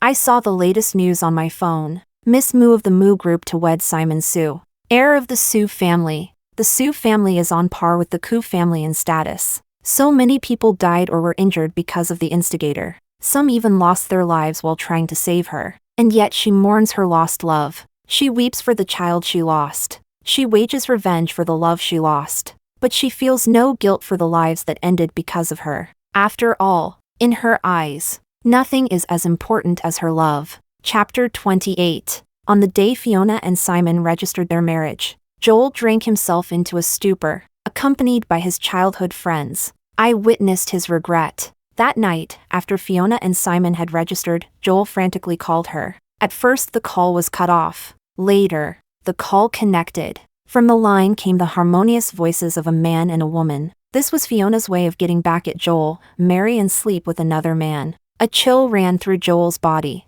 His eyes were frighteningly wild, but he couldn't lift a wine glass. The glass slipped from his hand and shattered on the floor. He seemed lost, picking up the shards and clenching them hard, punishing himself. The glass embedded in his flesh. Bright red blood dripped onto the white carpet. It looked agonizing, but Joel seemed not to feel the pain. I quietly stepped back. Later, as the Sue and Koo families faced off, Joel scrambled to salvage his relationship with Fiona while dealing with the Sue family. I received an acceptance letter from an Ivy League school abroad. I quietly left the country and enrolled. What a joke! If I didn't go now, when would I?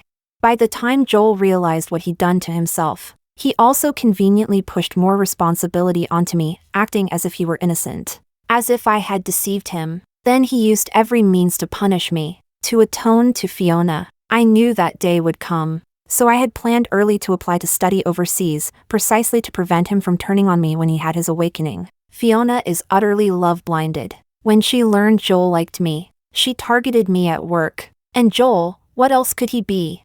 Because of Fiona's persecution, I left the Koo group.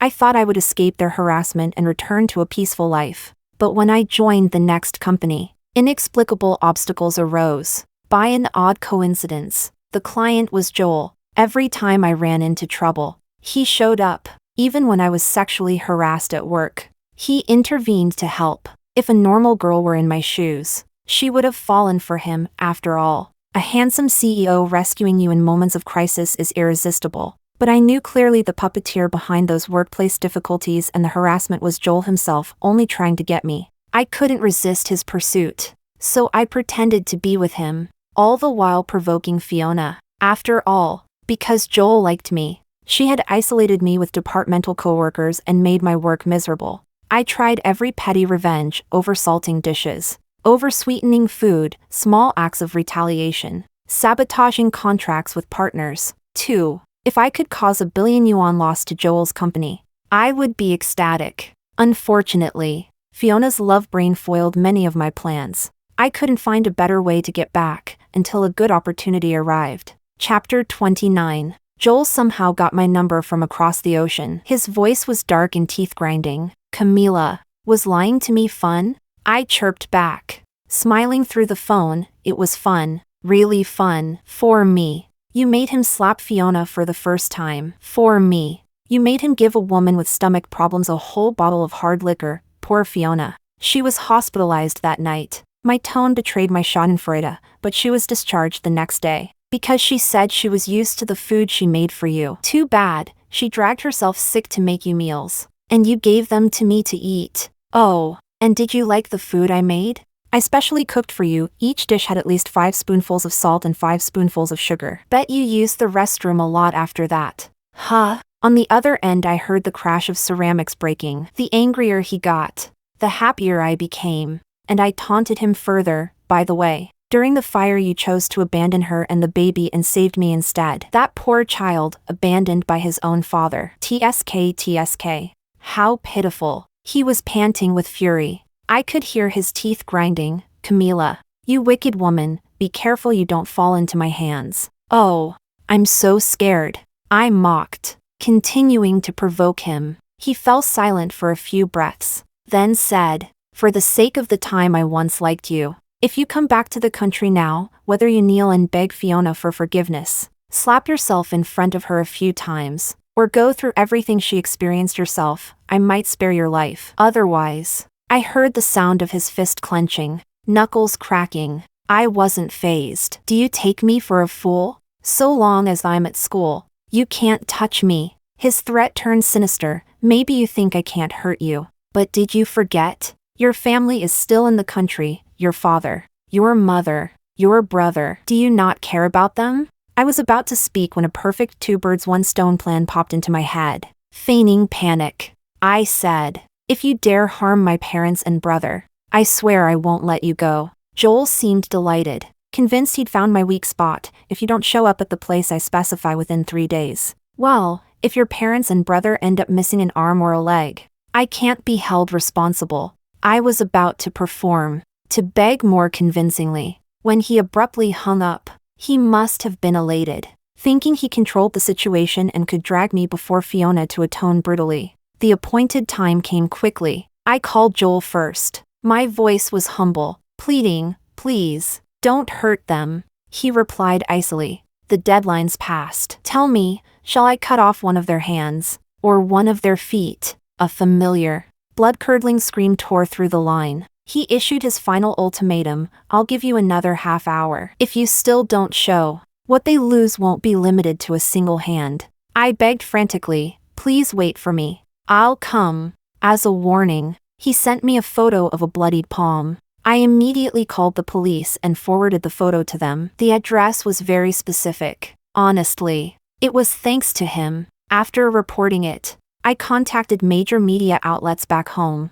I leaked explosive material. After doing all that, I felt tired. I slept for a few hours. When I slowly picked up my phone, I saw the biggest headline of the day back home. Coup Group Air Coup XX arrested for kidnapping and malicious assault. There were photos, too. Joel sporting his new silver bracelets, looking like a stray dog, being escorted into the police car by officers, and 3 familiar faces, blurred by pixelation. Their bodies bloody on stretchers. Because of the coup heir's crime, Coup Group's stock price plummeted, and that gave Simon his chance. He moved with lightning speed, frantically buying up Coup stock. He became the final winner behind the scenes, swallowing the whole pie. But I didn't regret it. As for Fiona, Joel's sentencing actually stirred her sympathy. All her resentment vanished like smoke. She began visiting him in prison frequently. To me, she's like the heroine of a sadistic romance novel brought to life.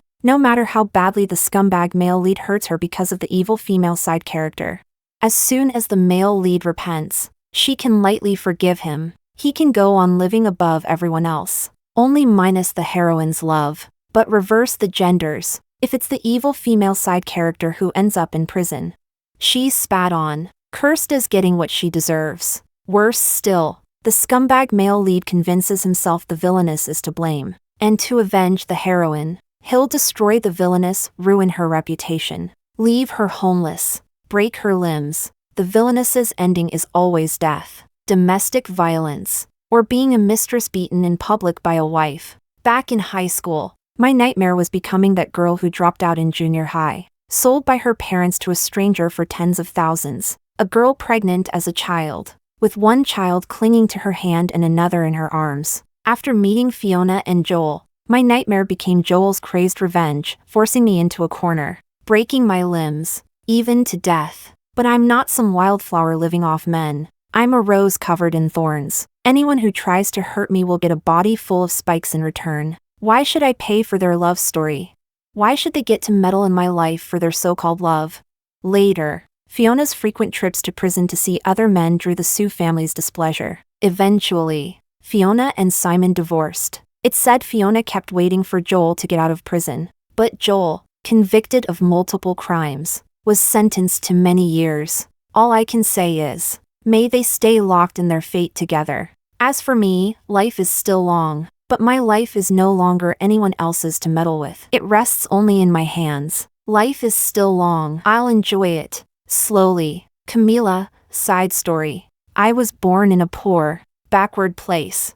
There, valuing boys over girls was as normal as breathing. I was my parents' first child. Because I was a girl, they were disappointed. Later they had another girl. That same night, she was drowned in a chamber pot. The third child was also a girl, wrapped only in a thin blanket. She was thrown out on the roadside. Someone from a neighboring village picked her up. In a place like ours, there was no secret news for miles around, yet my parents denied the baby was theirs, claiming she had been stillborn. After 3 daughters, the 4th pregnancy finally produced Yao Yu, the honor of the ancestors. He was their treasure, the apple of their eye. To be blunt, even if Yao Yu only peed, they'd praise him. Look at our son. Even his urine is more golden than others.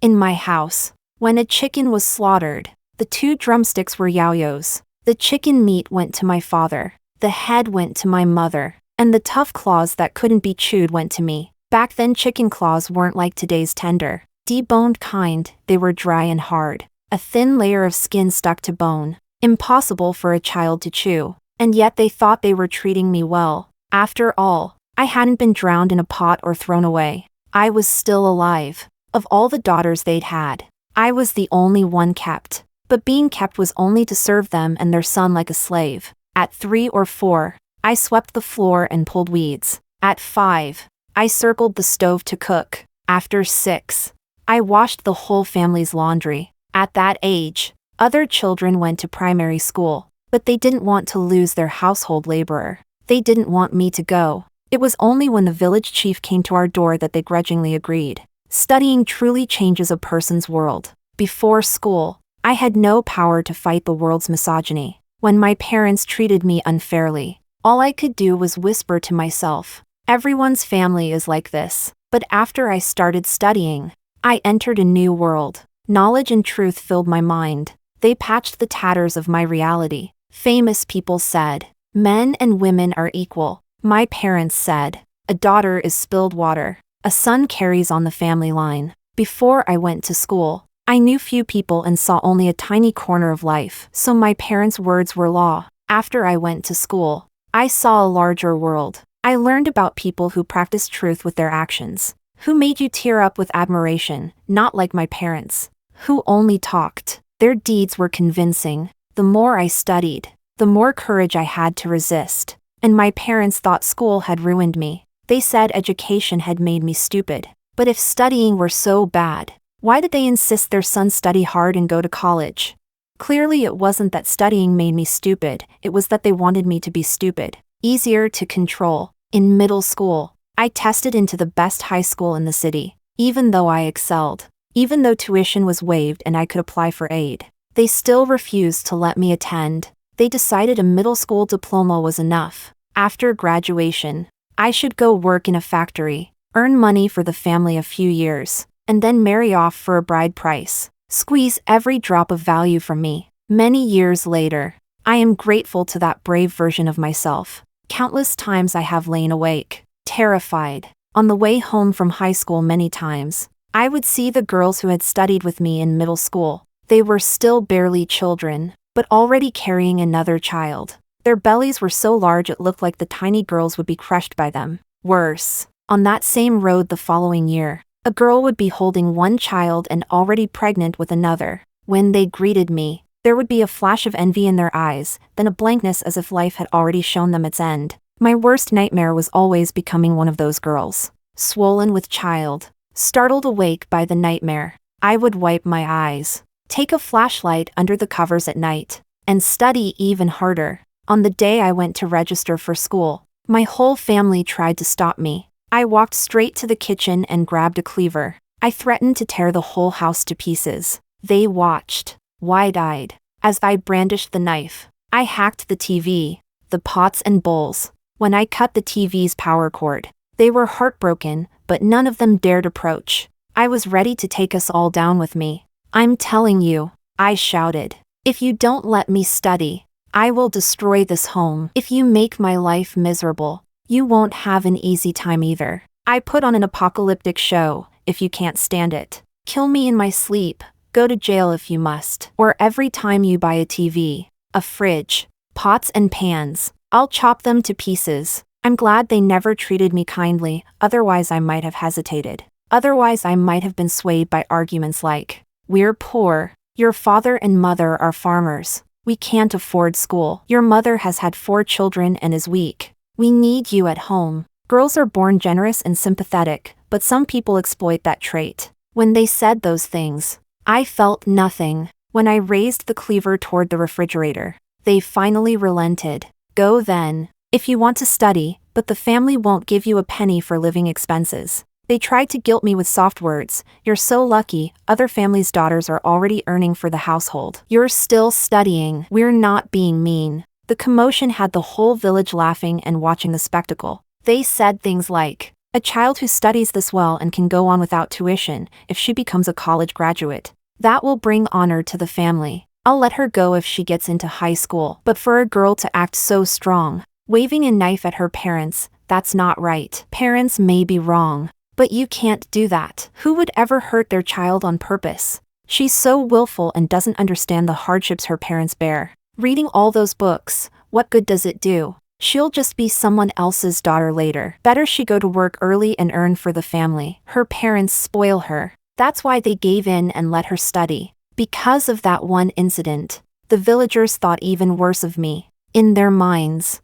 a good girl should be gentle and obedient, no resistance at all. Later I sat the college entrance exam and got into a top national university. I knew my parents wouldn't pay tuition or living expenses. Using my exam scores, I tutored kids and worked odd jobs at shops, doing several jobs a day. Within 2 months I saved over 20,000 yuan. But just days before school started, my money vanished. Not only that, my parents brought home a man close to 50 to be my match. At the dinner table I became an item for sale. They talked as if bargaining, I'm smart. I'm pretty. I can get into a prestigious university, so they demanded 500,000 yuan. The old man complained that clever women run off. So haggle it down a bit. My parents refused. My mother said a smart daughter will bear smart sons who might even get into top universities one day, bring honor to the family, so not a cent less. I said nothing and listened to them haggle. When I heard they'd sold me for 450,000 yuan, the old man paid 100,000 on the spot. My parents exchanged satisfied looks. That night they let the man stay for dinner and to sleep over. What happened next was obvious. I obediently prepared the evening meal. When they called me to eat with them, I said I needed to make up the bed for the old man. He stared at me with a lecherous gaze, like poison seeping from a toad's pustules over me. My parents praised my dutifulness. Half an hour later I went back into the living room. Everyone lay passed out over the table. After all, the drug used to stupefy pigs at slaughter works perfectly on people too. I swallowed my nausea, stripped them completely, down to their underwear, dragged them one by one to the bedrooms and laid them on the beds, their flesh pressed together. I was careless and didn't cover them with blankets, their pale bodies tangled on the sheets, visible as soon as someone opened the door. Then I took my saved money, the family savings, the old man's 100,000 cash, his ID, and my admission letter. On the road I hired a child, gave him 100 yuan, and told him to run back in half an hour and tell the villagers that something had happened at my home, call as many people as possible. What happened after that? I don't really know, only that it must have been spectacular. When I introduced myself at university, I told my classmates the story of how my parents tried to sell me to that man and showed them photos of my parents and brother, asking them not to reveal which class I was in. The story spread quickly across campus. University students are such a wonderful group, so full of youth and fire. When my parents came to the university looking for me, it was my classmates who covered for me. Together, they swore I had never shown up to register. Anytime my parents searched the campus, classmates would sound the alarm for me right away. It was because of them that I spent 4 peaceful, joyful years at university. Of course, the money I had brought out from home, I only kept the portion I'd earned myself from part-time jobs. The rest, I donated to charities dedicated to funding girls' education in impoverished regions. Because in remote, barren places, Girls' lives are harder from the very start. I wanted them to have the chance to grow wings through education, to fly wherever they wished, and to see a bigger world. After graduation, through campus recruitment, I entered Coup Group. I thought my life would be as peaceful as my university years. I wanted to earn, with my own effort, the things I had once longed for but could never reach, and I wanted to help other girls who were once as trapped as I had been. But, just because Joel liked me, everything was destroyed. Still, it wasn't too late. My old name was Hope Bro, a cruel reminder of my parents' desperate wish for a younger brother. Later, I gave myself a new English name, Candy, not Hope Bro, the sister born only to await a brother, but Candy, because from now on, my life must be sweet.